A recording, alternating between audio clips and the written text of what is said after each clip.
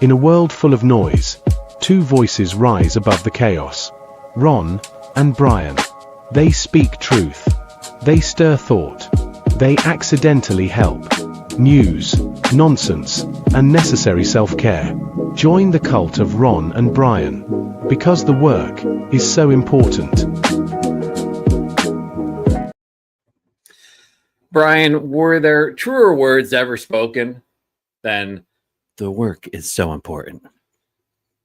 I cannot believe that there have been. I think that when we're all up there in the pearly gates of heaven, about to enter it, St. Peter looks down on you, Ron, and obviously you're standing at the forefront, millions of people behind you after Sure.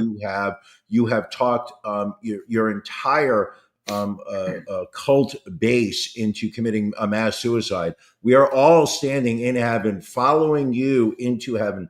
And they're standing there, and St. Peter says, what have you done to deserve entry past these gates? And you just sit there, you lean over into the microphone, and you just say, the work is so important.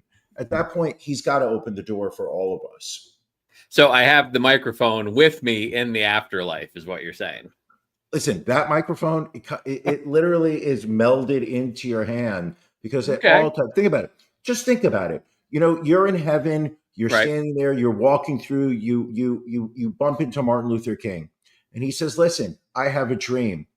And you say, in that dream, are you doing the work? And he goes, of course I'm doing the work. And then you just go,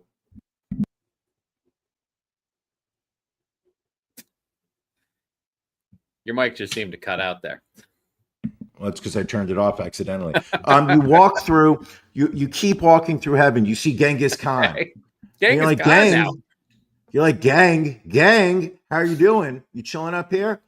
And he just starts grunting because, back then we don't even understand what language they were speaking. It was, It was pre-Chinese. You wouldn't recognize it. And then you just sit there and you're like, you know why? And he makes some more guttural noise. And you just go, the work is so important. And then he nods his head knowingly because you are speaking truth. Right. And now, I will say, you've got Genghis and you've got Martin Luther King walking behind you with the other million people that committed suicide. Like, you will literally take over heaven. I would not be surprised to see Martin Luther King in heaven. Coming across Genghis Khan in heaven, I got to admit, that one I would not expect. As a proud history major from the University of Albany with a bachelor's degree, was Genghis not good? Was he a bad person? Wasn't he I feel like, didn't he conquer many countries and kill many people? It wasn't that how humanity expanded back then. Now we have ChatGPT, we have bunker busting bombs, but back then you didn't. You had to do the work. You couldn't just sit in your White House in Mar-a-Lago and press B4 for bombs to go off. You had to get on a horse, travel thousands of miles, and do the work.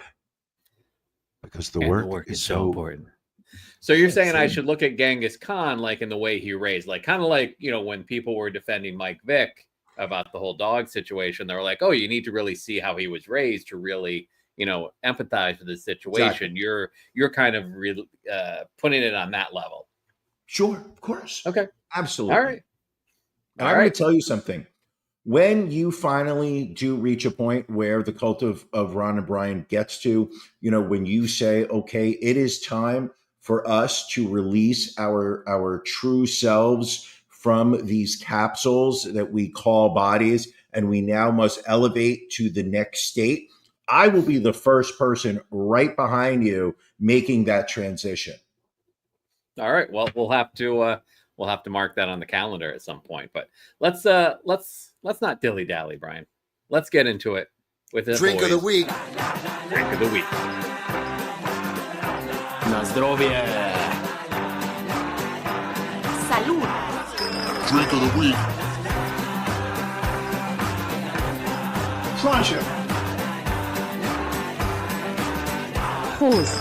Drink of the week. Drink of the week. Drink of the week. Brian, I have to ask. Drink of the week. Hold on. What's going on here? Na zdrowie. We forgot to turn the Fucking loop. Matt. Forgot to turn the looping off. Brian, what are you drinking tonight?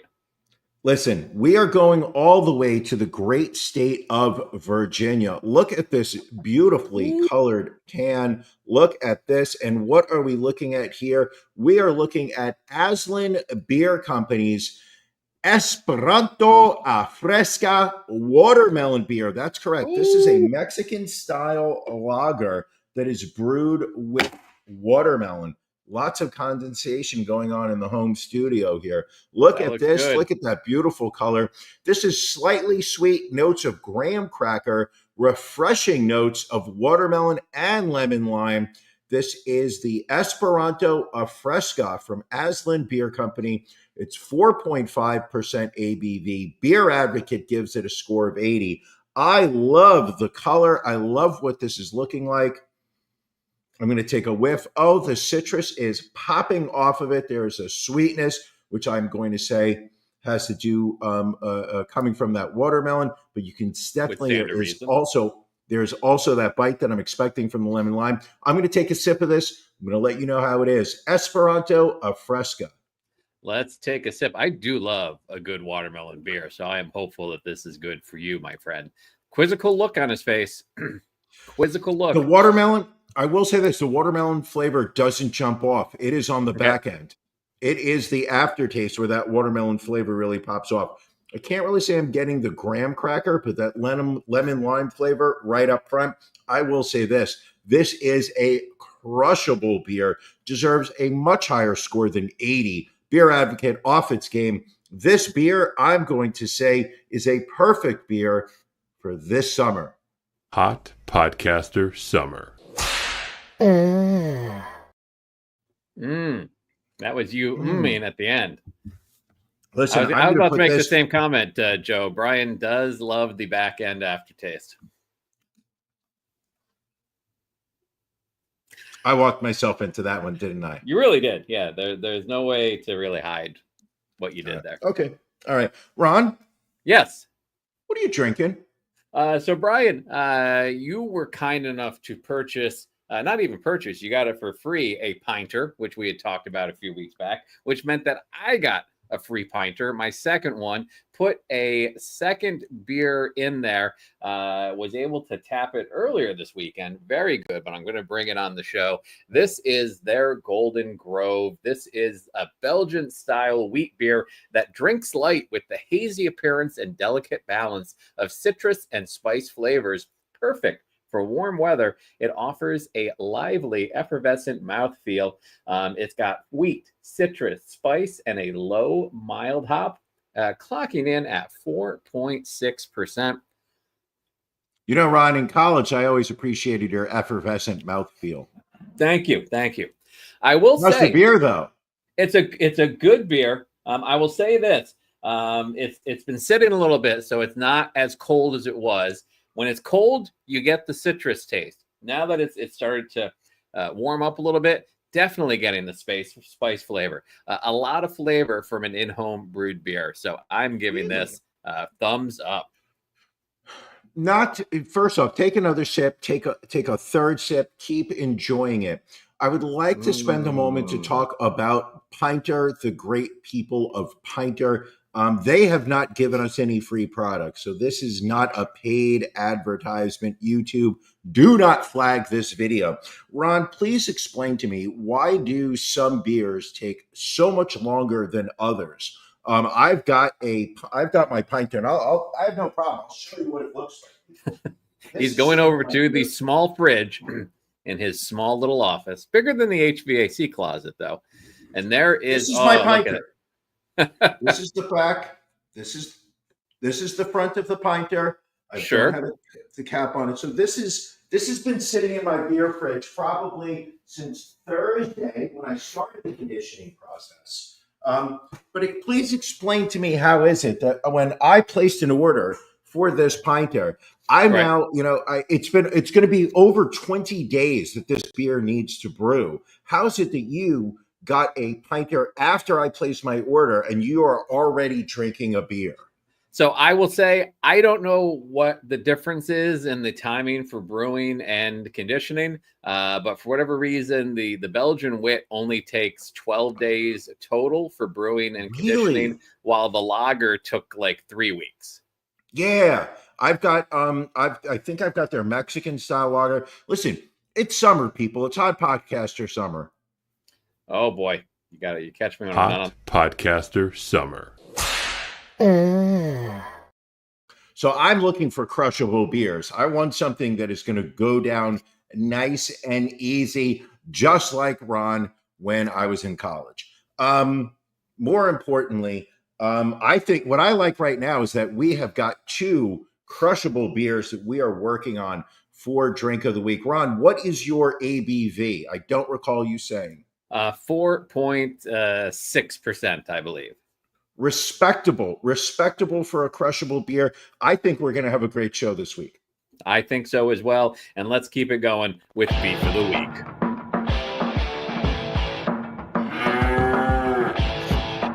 Ron and Brian's Beef of the Week.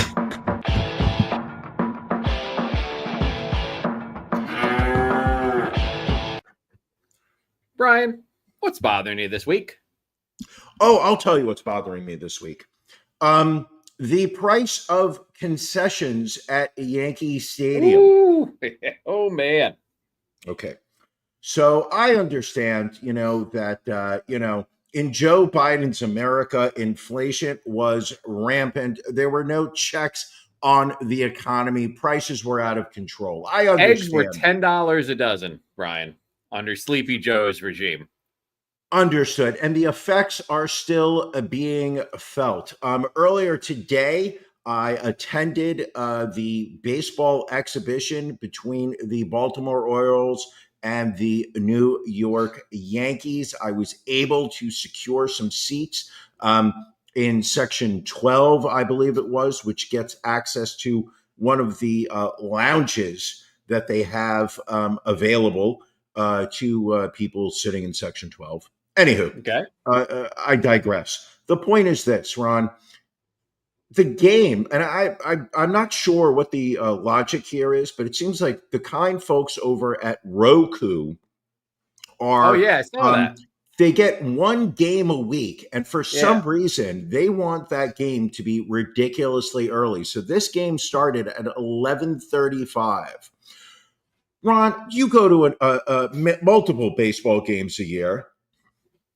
And I know you enjoy a good beverage. You go to a night game, a 7 o'clock. What beverage are you having? I'm having a beer. Ron, you go to a 4 o'clock game. What beverage are you having? I'm having a beer. Ron, you attend a 1 o'clock game. What beverage are you having? I'm probably having a mimosa because it's more brunch at that point. Now, let me ask you the final question. An 11:35 baseball game, what beverage are you having? Irish coffee. All right. I went a little different today. I went a Bloody Mary. Oh, smart. Bloody Mary. No, what's smart is the bartender. Because my buddy and I approached the bartender and said, you guys don't, you're not doing Bloody Marys back there, are you? And she goes, oh, yeah, I can do that. We're like, all right, great. 2 of those. Can I guess what the total was? No, not yet, because you're missing some important information. All right, perfect. She then says to us, "Do you want doubles?" Of course. It's 11 o'clock in the morning. I'm ordering Bloody Mary. Like, of course I want a double. So we get doubles. Right. What do you think the total bill was? Plus a modest tip. We didn't go crazy. We're not high rollers here. We're still two Bloody Marys, double Bloody Marys, double shots, and a respectable tip, and taxes and everything all in. I got to say, you're probably in the ballpark of $70. $84. What? And I'm not talking one of those. I'm not talking one of those like gargantuan, not a collectible cup. This was not this is just a regular like 12, maybe 16 ounce plastic cup. $84. Janelle nailed it. Janelle said $80 right there. You were close, Janelle.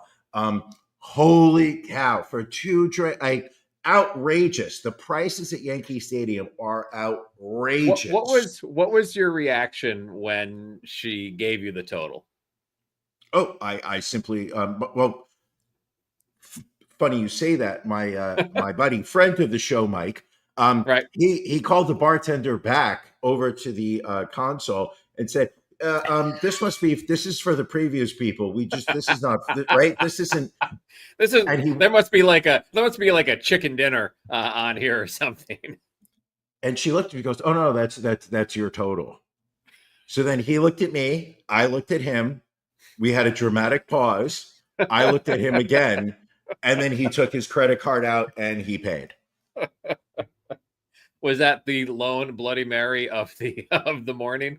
Oh, it was so hot at the stadium. I drank waters for the rest of the day. Didn't even have a beer, no other alcoholic. But so we stayed for the whole game. Great game. Yankees come from behind, 4-2 victory. Right. I probably had about 7-8 bottles of water today. I know everybody likes to bash me, for not taking care of my body. I was hydrated, you hydrated today. You did the work, Brian. Yes. Now I'm drinking alcohol to combat that. Well, also, my my second beef of the week is that I went down to the pool yesterday by myself. My lovely lady, my bride, sat there and said, "Oh no, Jojo, there was sunscreen involved." I had a bottle of 70 SPF, I think it is. So I'm spraying it in my hand. I'm rubbing it in, and I just missed this fucking area. Just I don't know that little bit. But look what it did to. Look what of course I go shirt off off the pool, people. My neighbors. It's what the people want. I want my neighbors to see my nipples. If they're not seeing my nipples, what's the point of going to the pool? And then besides the dinner plates, they're very disturbing. I miss this fucking area, and it looks ridiculous. Ron, can I ask you a question? Yes. You look right now. You look angry. You look pissed I look angry? off. Well, Yeah, it's been a week. What's bothering you? So what's bothering me is people who don't respect other people's time. I had a situation the other day where for work, someone had summoned a group of us to meet with them at one of our hotels, which, was a 2-hour drive for me. Meeting was at 11:30. I get there a little early, get there like at 10:30 so I can talk to some of the team members. This individual never shows up. Doesn't call, doesn't text, doesn't email, just doesn't show up at all. Oh. And then I leave like at 1:00 to try and beat the traffic home. Just absolutely insane. So did you reach out to them to say, "Hey, where are you?" There was communication and no answers given. So it was really it was definitely it was frustrating. It was frustrating. So I got a week off coming up soon. I'm looking forward to that. Just got to recharge my batteries. But as the super executive within your organization, what punishment have you recommended to your executive team be taken out on this individual? Like, firing? Well, we're working on that, Brian. We're doing the work right now. I respect that. I absolutely respect that. All right, Brian, let's get to our stories of the week, folks. You know what this is. These are the stories we wanted to make sure we don't miss, that we bring to your attention. Brian, what is your story of the week this week? Shocker, people. My story takes us all the way to the great state of Florida. Ron, I have a question for you. Yes. Have you ever upset your wife? Daily. Have you made her so angry that you didn't want to be around her? On occasion, I will say that. Would you ever break into a random house, run yourself a bath, cook yourself dinner because you don't want to go home? That would lean towards the side of a bit extreme. Okay, well, not when you live in Florida, because a Polk County man, that is in Florida, he broke into a random house, hung out there for several days to avoid going home to his angry wife. think we can all relate to this feeling. After the couple had a fight, sheriff's deputies were called to a home in Davenport by a neighbor who was tasked with watching over the residence while the homeowner was away. Noticed a flurry of suspicious activity on June 9th. Police showed up, knocked on the door, walked in, and a man who identified himself as Joe, sure that wasn't his real name, was in the kitchen cooking himself dinner and had just run himself a bath. The water was not too hot, not too cold, Polk County officials joked. However, ultimately, he did admit to his wife he did not have permission to be in that house, and he had no idea who owned it. When asked why he had broken into the home, he revealed to the police that he had gotten into a fight with his wife 4 days earlier and broke into a random house to avoid returning home to face her wrath. Nothing like the wrath of an angry woman. Despite the excuse, he was hit with a felony unarmed burglary charge, as well as a misdemeanor petty theft and domestic battery. Apparently, he beat the wife. So that's a problem. So I'm going to say that anytime you address full on, straightforward your angry wife, you are doing a better job than this man right there in Florida. Go home. So he beat his wife, but then didn't want to go home because he was afraid of his wife. Well, he may have beaten her previous times, and maybe that's why she was angry. All right, fair enough. Maybe she was angry that he had ordered a pinter, and because of that, he had lost one of the shelves in his beer fridge, and suddenly half the beverages had to be disappeared from that refrigerator because now the pinter was taking up tons of space. Are you speaking from personal experience? Nope. Not at all. Not at all. All right, Brian. Well, my story this week, not Florida. We're going to Pennsylvania. A Dalton man who shot a coworker to death at a Lowe's home improvement in Scranton now faces first and third degree murder charges. And this is about what you would expect the mugshot would look like. This is Christopher Wozniacki, age 36. He was originally charged with felony aggravated assault, but then after an autopsy determined that the victim, Jeff Moeller, died from multiple gunshot wounds. The charge was updated to murder. So apparently there was 3 gunshot wounds, 1 across the back and 2 directly to the head. Ooh. So he shoots the guy in the back and then follows double tap to the head. Double tap, yes. You gotta finish the job. We get it. Right. So Wozniacki called in the shooting, stating, "I'd like to report a shooting at the Dixon City Lowe's. I was the person that did it." During a recorded interview, Wozniacki told an officer that Moeller, a coworker, had been harassing him and no one would do anything about it, according to a criminal complaint. He said he bought a handgun with the intent to shoot Moeller and practiced using it in his backyard. Wozniacki told the police his plan was to shoot Moeller and then shoot himself.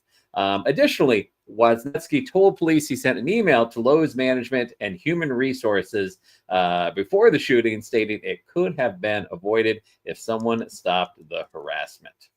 I wonder what kind of harassment? Like, do we talk sexual harassment? Was this guy coming on to him? Was this guy talking about how his father was Charles Manson, and that's how he was harassing him? I'm not sure. All the Lowe's store manager would say was that Wozniacki had filed harassment type complaints against Moeller, and each complaint was investigated and unfounded. Really? So maybe, but with that face, it seems like an honest face. That's a face you can trust. Especially the eyes. The eyes don't look like a killer at all. Not at all. I mean, he definitely looks stable. So, we keep talking about people getting shot at Popeye's Chicken. So I just felt it was necessary to mix in a shooting at a Lowe's just to make sure, we're keeping it equal across the board. I like it. Given an opportunity, do you go Home Depot? Or do you go Lowe's? We know how I I think feel about Home Depot. So I think it depends on what I'm looking for. If it's like, hardware, things of that nature, I'm going Home Depot. If it's more home decor, plants, that kind of thing, I'm going Lowe's. interesting. Okay. Very good. What about I don't yourself? have I a mean, Lowe's. I don't have a Lowe's nearby me, so I can't even tell you what it's like. I just know that Home Depot is it's it is a shell of what it used to be. Home Depot, True. and we've spoken about this. Home Depot used to have everything in the store, and the staff used to be incredibly well trained on different home improvement and home repairs. You could ask anybody a question. 10 years ago, you could ask anybody a question at Home Depot, and anybody wearing that orange vest would be able to give you an answer. Now, Right. anytime you do it, I get somebody be like, "Oh, you got to talk to somebody in tile. Oh, you got to talk to somebody in light bulbs. I'm not that person." And they don't have half the shit that you looking for. Home Depot experience not what it used to be. Some people say the same thing about me. So Fair enough. Fair enough. Also not the same, Brian, after this week, Mike Lindell, Mr. Pillow founder, final nail in the coffin, hopefully, as a federal jury in Colorado found that he defamed a former Dominion employee for spreading conspiracy theories about the 2020 presidential election. The employee, Eric Coomer, was awarded $2.3 million in damages. Going to be a little bit tough. Mike said his pillow sales are down, 90% since Costco kicked him out and other stores kicked him out. It's been an interesting run for Dominion. I mean, they won a $787 million settlement against Fox News. They won a settlement against Newsmax, but this is the first private individual that has been faced with a fine or a court loss with this amount of money. And what I absolutely love about Mike Lindell, say what you want to say about him, whether you agree and I mean, if anybody agrees with him, I think you're a fucking idiot. But that's neither here nor there. That's my personal views. But he's committed to the bit. You know what I'm saying? Like, he's not wavering. He doesn't sit there and go, "Oh, I'm sorry. You know what? Maybe I was wrong. Hey, it was just, the statements I was making, that was, based off the information I had at the time. No, he was up there on the stand, still ranting about how Dominion was fraudulently reporting votes for Joe Biden and not, for Donald Trump, even as, the evidence was so clearly that he had no evidence to back him up. Right. The lawyers who were sitting there, asking him, "Where's your information?" He goes, "Oh, well, it's all here in the reams of paper." And they're like, "Okay, well, can you point out to us where in here is the evidence? It's right there in front of you. It's so clear." Why can't you read between the lines? Yeah, I mean, is there any way Trump can bail this guy out? And I don't mean financially bail him out, because Trump's a rich man. He's making all this money on the crypto, it's clear that Trump doesn't, but he could afford to help this guy out. But is there, is this a pardonable offense, or is this because it's a civil? He's going to have to pay. Yeah, I don't know. I don't think a pardon would impact a civil case. I think it's only criminal. I don't think so. Mike Lindell, who used to be worth $60 million, now claims to be $10 million in debt. Well, up that to $12.3 million in debt. Do we know anybody who ever bought anything from Mike Lindell? Like, what was the quality of that stuff? Because I remember prior to MAGA, I remember hearing about My Pillow, and I thought the reputation seemed genuine. Oh, here, look, these pillows are made in America. Then he went MAGA, and he was just like, I'm not buying a pillow from that dude. I mean, I never bought one. I did walk by one in a Costco one time, and I was like, "Oh, a My Pillow," and it was very soft, very like a thin pillow. Not what I know you like sleeping on, down. it's 1,200, Sure. thread count sheets and things like that. Mhm, I don't think mhm. you would have liked this at all. Okay. All right. Mhm. Well, fuck them. Brian, I know you and we have challenges sometimes where it's not always easy to say that we're proud of our country. But I think after the big news this past week, we can proudly say that we are Americans and that America is great again because, folks, Joey Chestnut is back in the Nathan's 4th of Oh July yeah. hot dog eating competition. If you remember last year, he was banned from the event due to a sponsorship deal Chestnut had with another hot dog brand, which also, I believe, was putting out vegan hot dogs. Correct. It wasn't the same. It's kind of like, it's kind of like when people won the world boxing championship when Mike Tyson was in prison. Like, yeah, you're the champion, but are you really the champion when the best in the world is not competing? No, not at all. You're not. You're not champion. We all know Joey Chestnut is if you can't beat the chess, then how can you say that you're the champ? You can't. Right. Look at that man. Look, that man could eat all those hot dogs without even breaking a sweat. And I know about breaking sweats. I know.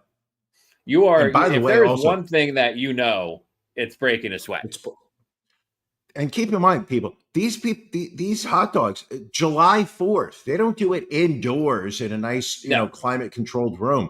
They are out there on Surf Avenue in Coney Island eating these in 90 plus degree weather. The humidity is always high, and Chess is putting down like 80 hot dogs. Yeah, What's his like record? his record, I think his record's 76. And in comparison, Patrick Bertoletti, who won last year in in Joey's absence, only had 58. Yeah. Not even close. It's not and real. the No. first time since 2015 that Joey Chestnut was not Nathan's hot dog champion. Yeah. Yeah, it's not real. This is obviously, this picture was from 2009. Ron, how many hot dogs do you think I had today at the Yankee game? I'm gonna go 3. I'd Just one. one. I'd one. I also had 3. I did have 3 crab cakes. I'm not gonna lie. Those were pretty good. How are the With a crab little- cakes? I would little be. I would aioli, think they had a little, baseball stadium crab cakes seem a little sketchy to me. but it was Baltimore in town, so I think that was like a little fu. Like, we're stealing your thunder. This is New York. This is Bronx style crab. I ate 3 of them. I thought they were pretty good. And then I had a hot dog, and then, like I said, I had multiple waters, 2 ice creams because I'm 2 ice creams. fatty. Yeah. Well, Did they have the like, Choco Tacos, or was that not in stock anymore? no Choco Tacos, but they have those imitation chip witches, which I'm not going to lie, I am a fucking sucker for those things. You give me 2 chocolate chip cookies with a slab of vanilla ice cream in between, I will just sit there and go, ooh, and just keep. I knocked 2 of those out. I'm not proud, but in this weather, ice cream was just the call. I didn't need more salt in my body. I certainly didn't need another Bloody Mary, but I needed ice cream. So you're saying that at one point in your stomach, you had a Bloody Mary, you had a hot dog, you had crab cakes with aioli, and you had a couple of chip witches. Yes, and lots of water. Well, yeah. How Now, did that keep in mind, impact your digestive system? I will let you know when I excrete all of this. But as of right now, I feel fine. I'm telling you, Ron, this I've been working out quite a bit of late. I've been doing the gym like 3-4 times a week. I've been putting in the work. How's your pump? My pump? What do you mean by my pump? You've been working out. How's your pump? My penis? Clean? My penis pump? Like, I mean, I don't use it anymore. I have a lady, like she would, like, I threw that out when the pump in. when you're lifting the weights, when you're hitting the barbells, when you're getting swole. How's the pump? I've got a little bit. I'm not gonna lie. There's more muscle here, but I'm not gonna lie. But I mean, prior to like There was nothing. I mean, it literally was just, you could feel bone. It was just bone on bone. I mean, I have developed a little bit of muscle, and I'm not going to, I mean, I certainly am not going to compete with an EB. I mean, EB's pump, He's cut. mean, EB's just like, just ludicrous. But yeah, I've it's honestly, for me, it's cardio. I'm doing the cardio. For me, I'm doing 35, 40 minutes of cardio on that Okay. elliptical. Low pressure. I got to keep the knees okay. Got to keep the ankles okay. So I'm not doing that high impact. Doing the elliptical. So important. Doing like 40 minutes at a time up to level 11. That's what I'm doing. I'm sitting here fucking sweating. I thought the air conditioner was on. All right. All right, Well, keep going, Ron. What else do we got? I got to to put my our AC next on. story. We are going to take a trip over to Ireland, where excavation has begun on a septic tank that authorities believe contain the remains of nearly 800 dead babies and children who died at a home for unwed mothers run by Catholic nuns. This is a institution in the small town of Tuam, County Galway. It's a cesspool known as the Pit.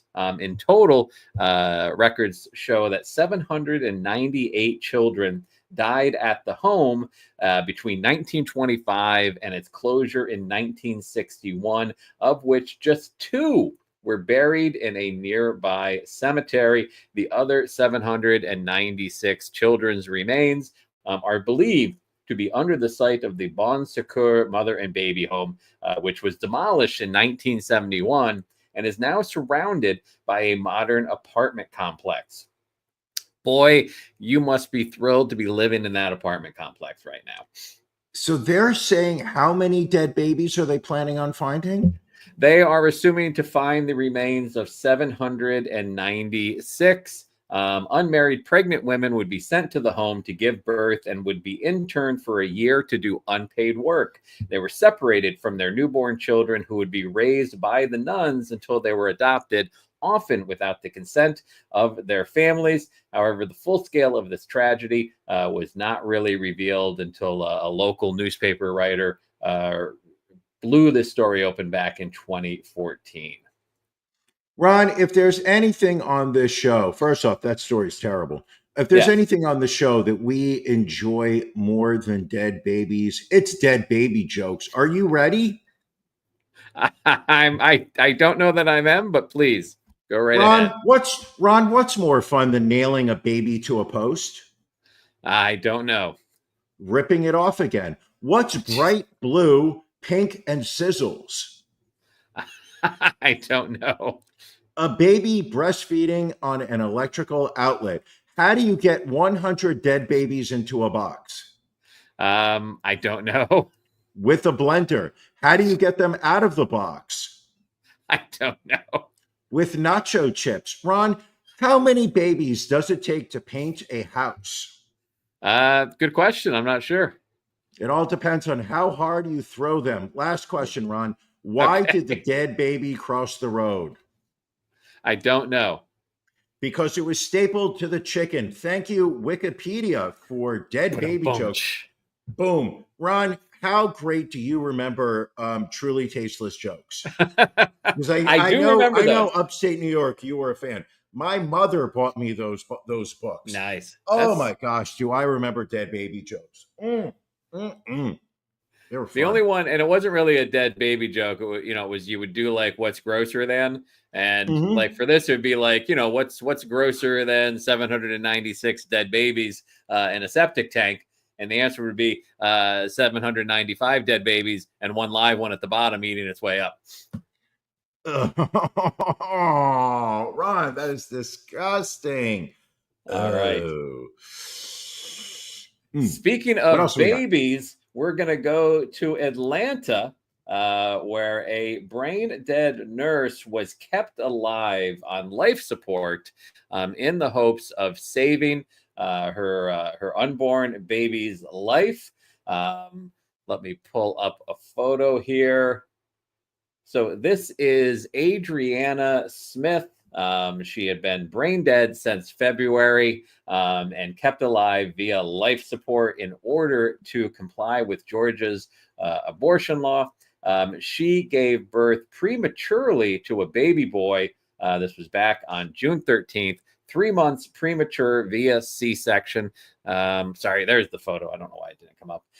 The baby, who weighs 1 pound, 13 ounces, and is currently in the neonatal intensive unit. Oof. Ugh.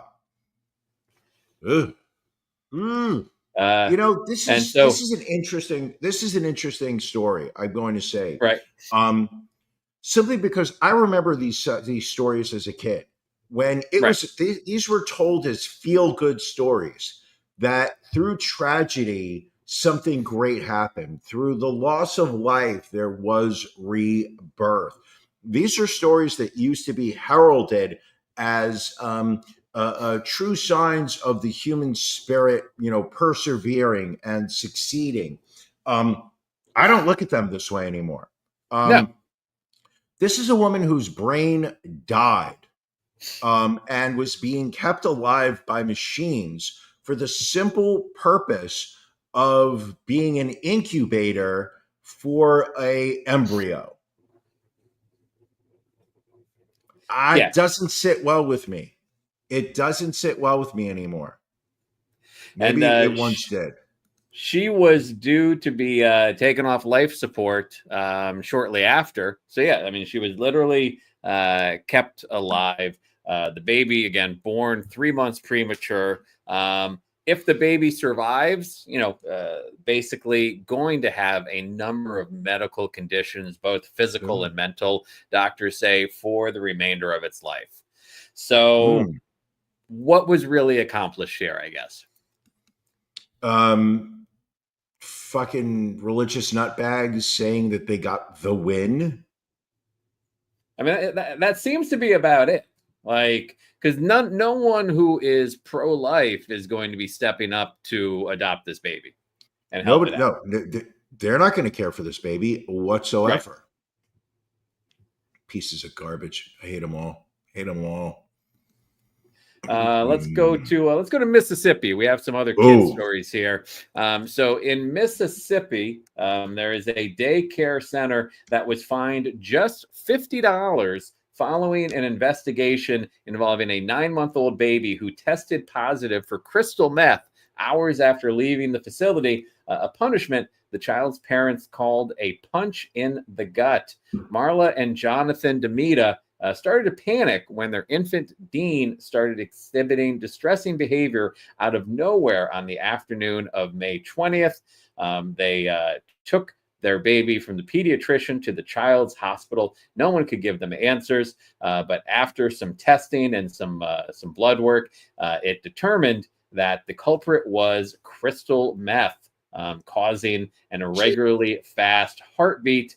The doctor determined that the baby had ingested the drugs between noon and 4 p.m. that day when Dean was at the daycare center, but the Mississippi Department of Health fined Little Blessings Daycare just $50.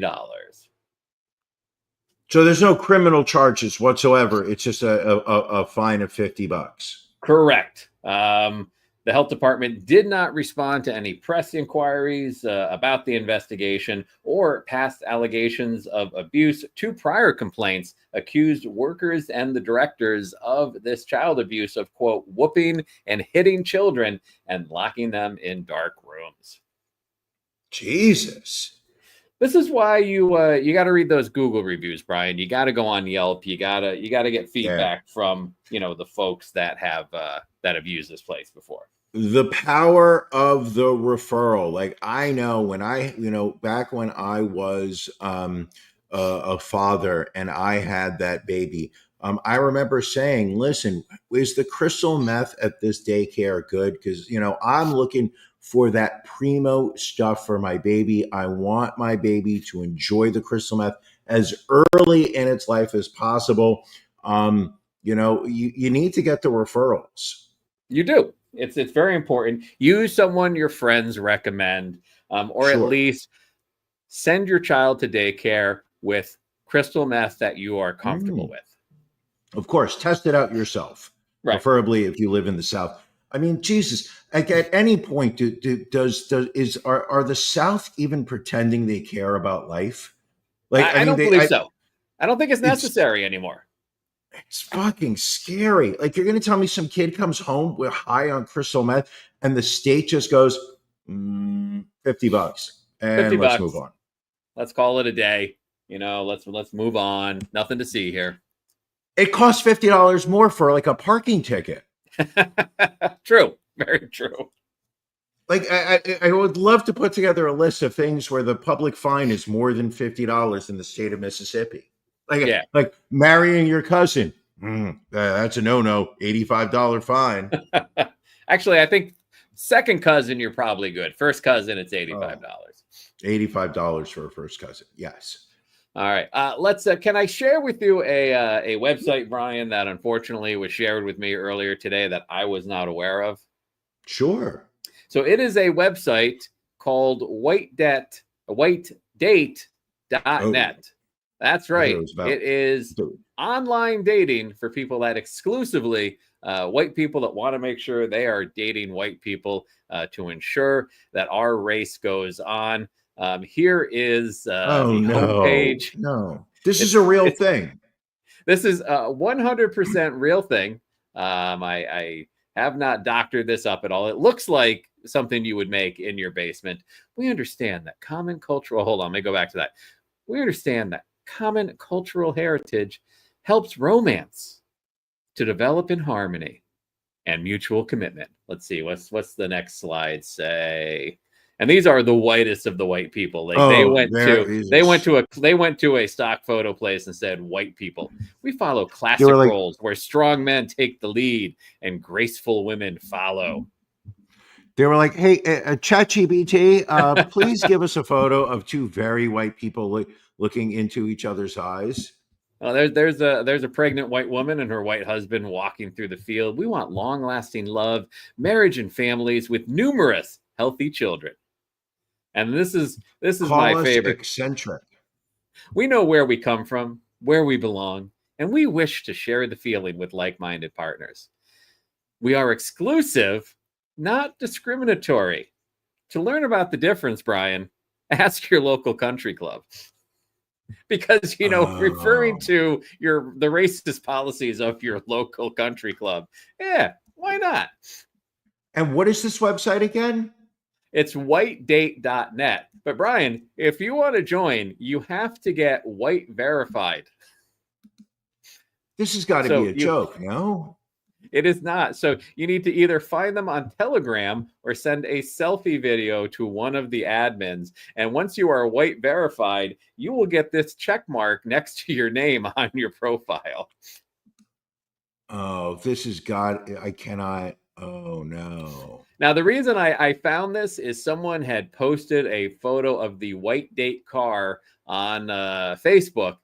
So this is a car. Somebody vinyl wrapped their car with the whitedate.net advertisement. But so this is great. If you read this first part, it says the vinyl wrap of a white date car initiated by a male U.S. member is a bold guerrilla marketing project that even before its completion triggers already strong responses. The project was sponsored by a pro-white businessman to whom we are very grateful. And then update on June 15th.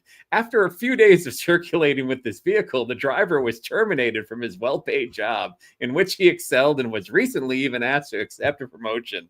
This does not stop him from going on a road trip from the U.S. West Coast to East Coast and back. Wow. Fuck him, right? And it's like, they want like a crypto payment. Oh, I didn't even look at the membership levels and payment options. So let's see here.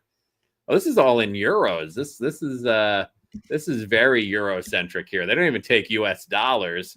They want everything in euro. Well, listen, as somebody who has spent a lot of time overseas, like I am very familiar with you paying with euros. I mean, I get it. You want me to pay in British pounds? I can do it. So male members pay more than female members. Interesting.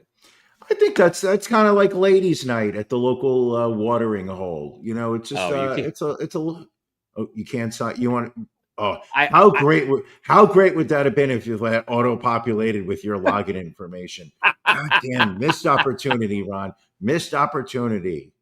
but there's just very weird, like, why is there humanphenotypes.net on here?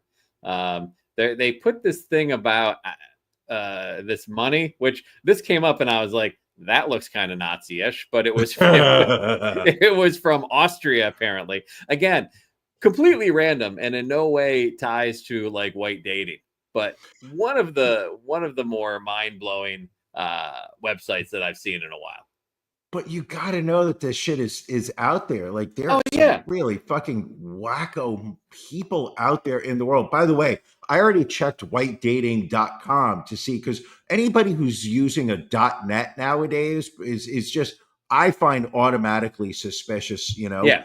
If you can't get a .com, like we were able to go out and get the cult of Ron and Brian.com. Actually, we got cultofronandbrian.com. We didn't get the. So if you want to go out there and get the Cult of Ron and Brian, you can then try and sell it to us for 48 cents.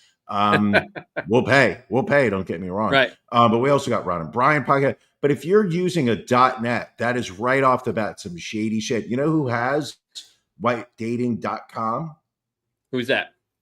Adult Friend Finder, which was always a sketchy website to begin with. So the very fact that Adult Friend Finder went out and what is it? What was the term when you cyber squatting? Was that the term?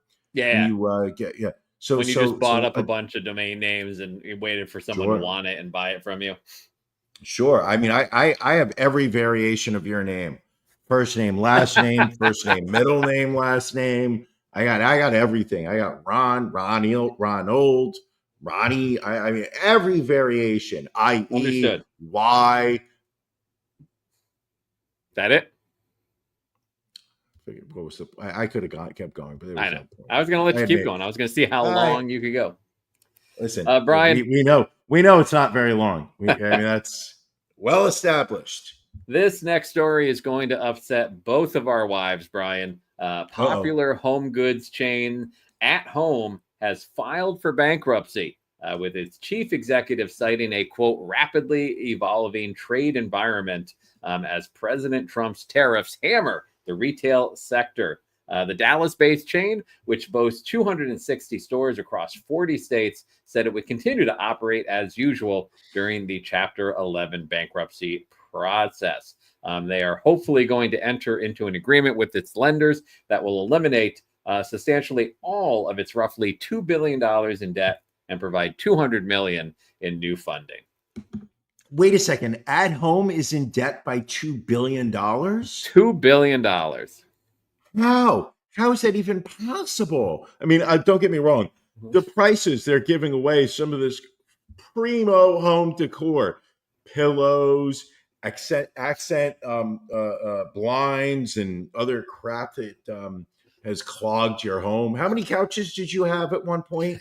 Way too many couches. I will say this: At Home is one of the more expensive places to go. Really? Like the prices they charge, like it's not like a Home Goods or a TJ Maxx where you feel like you're getting a deal. Like these places, like you walk in and it's like, oh, here's a nice pillow. Oh, it's $48. So I would imagine the bulk of their debt is just shit that they've bought that people don't buy because it's so overpriced.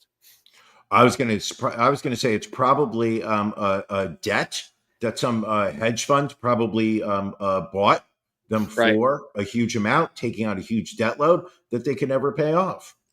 The one At Home story I'll share is my lovely bride bought a fire pit, like a circular fire pit from we love the woman. Yeah, sure. And she bought the fire pit. She bought the fire pit online. It gets shipped to the house. Does she not know that fire pits is your world? Like you and your wife. This was more decorative than functional. So okay, keep going. So it gets shipped. She pays like $25 for shipping. Which, in my mind, if you're paying for shipping, why not just get it off of Amazon? But regardless, Sure. So it comes in, we unpack the damn thing, we put it together, and it is damaged. Like, you can't, when you put the propane tank in, you can't close it. It's clearly dented. So they say in the email, like, oh yeah, you can just take this back to your local At Home and return it. Sure. We load it up in the car, and we bring it back, and we go in, and like, you would have thought that we walked in holding our heads like severed from our body under our arm. They were like, return something from online here. So it took like 20 minutes for them to figure out how to do an online return. And then I'm like, well, what about the $25 we paid for shipping? Like, you shipped us. They're like, oh, you don't get that money back. I'm like, you charged us $25 to send us something that was broken. So eventually they just made up a credit for $25, just gave us the money back. But like, they don't. It's never been a good experience at home. Interesting. I always assumed that At Home was one of the lower tier home decor stores. I would say the quality is lower tier, but they are charging like very much inflated prices. Wow. Well, then you know what? Good riddance to all of them. The way I see it, Ron, is that's one less place you have to go every weekend. But apparently they're only closing 20 of those 260 stores, so we'll have to see. I mean, they did open a new Raising Cane's next to our At Home. Maybe that'll help drive some business. Let's hope that those stores they're closing are all Montgomery County. At least that one. Do you have an At Home near you? If I do, I don't know. That's part of the joy of not having a car, is that you don't have those experiences of just swinging by those kind of fucking places. When do you finally give in to your wife and get a car? When she pushes hard enough, and which is ironically usually the moment I experience top level joy is when she pushes hard enough. But yeah, I mean, the way I see it with my lady, the way it goes is she says something and I say no. And then it happens and eventually it's just a matter of how long can I keep up the charade until I give in? Like sometimes I give in quickly, sometimes, but eventually she is going to win every battle. She knows it. I'm not, pretending to hold any leverage in this relationship, but it really is just a matter of the way I see it, of her making it a priority. Right now, it's not a priority. Hopefully one day. I just look at it, the way I look at it is this: how much money have we saved by not having a car? Right. We don't need it. We don't need it. We both live close to New York City. We work in New York City. But do we haven't needed a car? Have there been times where we did? Yeah, we rented a car. Have there been times where we needed to get to a place? We took an Uber. We clearly have survived. Just we're not suffering not having one. I think we've saved a lot of money and not sent a lot of money overseas to the Middle East to support those countries over there. I'm not looking to support the Middle East. No offense. I want my money to stay here in America. That's why I don't have a car. All right. Next you, up, on the other hand, Ron, you live in your car. You drive everywhere. You do everything. Your goal is to take all of your hard-earned money that your employers give you, and you want to ship it off to the kind folks of Exxon and Mobil and Valero and Shell. Luke Oil, maybe throw Luke Oil in there. I thought we had sanctions against the Russians. I don't know. They're still pumping gas here. Sons of bitches. What else do we got, Ron? We got a couple of minutes left. Let's pack what we can in here. Just like so. Last week we talked about the No Kings protests going on all around the country, and the one that I attended. There was one that took place in downtown Westchester, Pennsylvania, where a man was arrested on weapons charges. This is the man, Kevin Krebs. That is an interesting looking face right there. I'm not sure why his left eye is so aligned below the right eye. So he was acting suspiciously amongst the crowd in the protest. And apparently he was hiding a Sig Sauer P320 handgun under his raincoat and another layer of clothing. Protesters pointed him out to law enforcement officers who said that they found, in addition to the handgun he had on him, In his Ford Explorer, they found 9 fully loaded magazines, a bayonet, pepper spray, and a ski mask, as well as an AR-15 style rifle on the back seat. He did not have a license for the handgun that he had on him. And then they searched his home, which added on a couple dozen additional charges after police discovered 13 improvised explosive devices, in addition to military-style body armor vests and several drawings of grenades. It included pipe bombs and explosives that were made from a glass Coke bottle and a can the size of an energy drink, some filled with nails, screws, and pellets. Night vision goggles, gas masks, all sorts of shit in this house. So he has been charged. He has been charged with 13 counts of unlawful possession or manufacturing of weapons of mass destruction, 13 counts of possessing an instrument of crime with intent to employ it criminally, 1 count of causing catastrophe, and 1 count of recklessly endangering another person. It sounds like some of these are trumped up charges. Possibly. So the funny thing is after he was arrested with just the 1 count of carrying an unlicensed firearm, he was released on $250,000 bond. He was then arrested again after they searched his home, and thankfully that time they denied his bail. So this man is still locked up. He is still locked up at this point, yes. I think that's good for everybody. Do you disagree? I think knowing a guy like this is walking around a little, let's say a little unhinged, and I get it. If my face, looked like a candle that had sat in the window and melted a little bit, I'd feel a little upset also. Ron, that's mean, and you know that's mean. Is it? Yeah, why are you making fun of him? I don't know. It's enjoyable. Why are you making fun of this guy? Why you gotta make fun of this guy? It just seems harsh, is all I'm saying. All right. I mean, you have always been a friend of the downtrodden, so I get that. Always. Listen, that is where I position myself on this show. When people are having a rough time, that's me. I'm standing there, representing them, making sure that their voice is heard. Right. Brian, Yes. There was a big event this past week that we have to talk about involving our president, Donald Trump. And that, of course, is the news that he's rolling out his very own smartphone, Brian. That's right. Oh my gosh. Tariffs on smartphone companies and other countries that provide them, probably just coincidental. But the Trump organization, led by Eric and Donald Jr., launched a wireless service, and they plan to release a sleek gold smartphone that made in the U.S.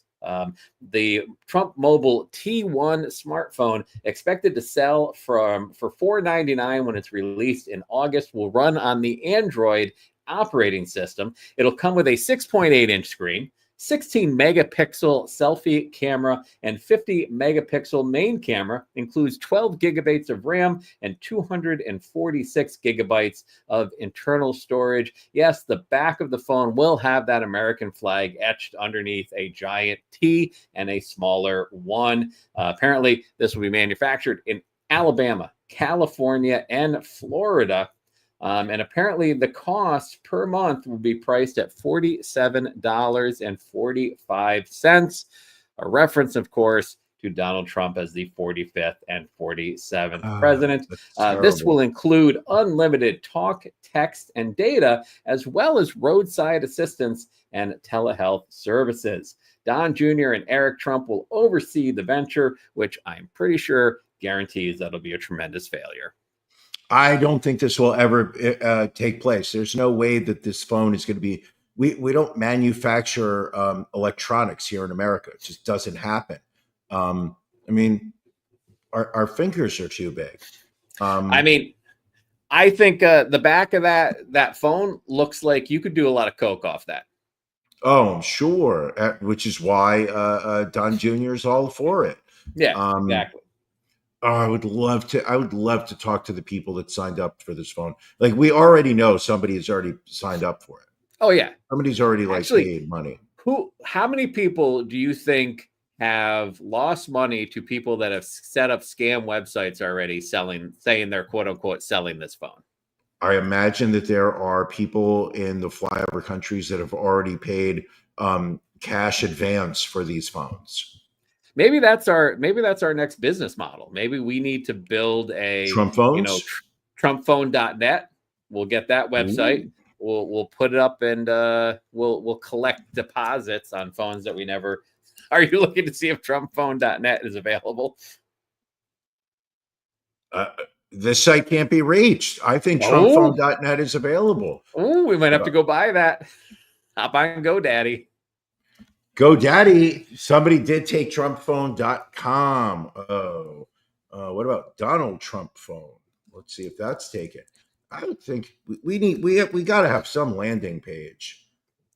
Donald Trump phone. Let's see if this is available. Donald Trump phone. Well, not is it available? They're not taking me to any website. This might be available here, people. Donald Trump phone. You think we can just auto forward that to our website? What do you think? I don't see why not. I like it. I like your thinking. Like your thinking. What? You know what is a better value than the Trump phone and Trump mobile plan? It is signing up for our Patreon. Go to ronandbrianpodcast.com or go to cultofronandbrian.com. Click in the upper right-hand corner to become a patron. And for just $5 a month, you get some great swag. You get access to the audio recording of our After Dark. But you bump that up to $10 a month, you get to join our After Dark live on YouTube. Going to be starting up in about 24 minutes. It's the saucy, sexy stories that YouTube doesn't want us to have outside of the paywall. And on the last Sunday of the month, which if I'm correct, next Sunday, Brian, is going to be our pajama party. That is when we have our listeners, our Patreon subscribers join us, and we will have Can You Beat Brian next Sunday night. This has been expanded to 15 questions to give Brian, hopefully, a better fighting shot of not losing once again. Brian, how are you feeling about next Sunday's pajama party? Listen, I'm not feeling great about it. I'm not feeling confident. You like to use this Kahoot app where we play the game, but points are assigned not just in terms of value as to whether you correctly guess the answer, but it's how much time it takes you to enter that correct answer. We know this is the one time I'm not fast. This is the one time where I do take my time, like to think through my answers, and I always lose. This to me seems like a layup for Janelle. She's fast on these things. She gets the answers quickly. Can I do something real quick here? I want to blow your shot up so people can see the sweat. There's some sweat on the brow. There's some sweat on the upper lip. I just wanted to zoom in real quick just to give everybody First a off, taste. I was in the sun today, so my body is producing a lot of oils to try. Also, my air conditioning seems to have gone off at some point since we started this show. It is unbearably warm in here. I don't, and ever the professional, I'm powering through it. I could have stopped the show. I could have just put down the headphones, just walked away and gone to see why my air conditioner is off. But no, I stuck it out. I was present. I was in the moment. I was doing the show. Also, I could sit here and be that 49% to your 51. And here you are mocking me for it. By the way, people, we are going to be adding to our web store my sweat covered blanket. One of a kind. It's soaked in my sweat. It started off white. Now it's a little yellow. My lady wants to get rid of it. I'm holding on to it every night as I sweat into it. But we'll put it on the web store. You could get some of this legitimate Brian sweat. Ooh, yeah. I'm sure people are really going to want that. Well, Brian, we will let you cool off a little bit before After Dark. We will wrap this up and we will get ready for After Dark. Folks, Brian, anything additional you want to say? I feel it's been a great episode. It has been a as great usual, episode. but I feel like this is one of the better ones. So this has been a great one. Well, folks, join us next Sunday night. Have yourself a great week, and we will catch you very soon. Thank you for joining us for the latest episode of The Cult of Ron and Brian.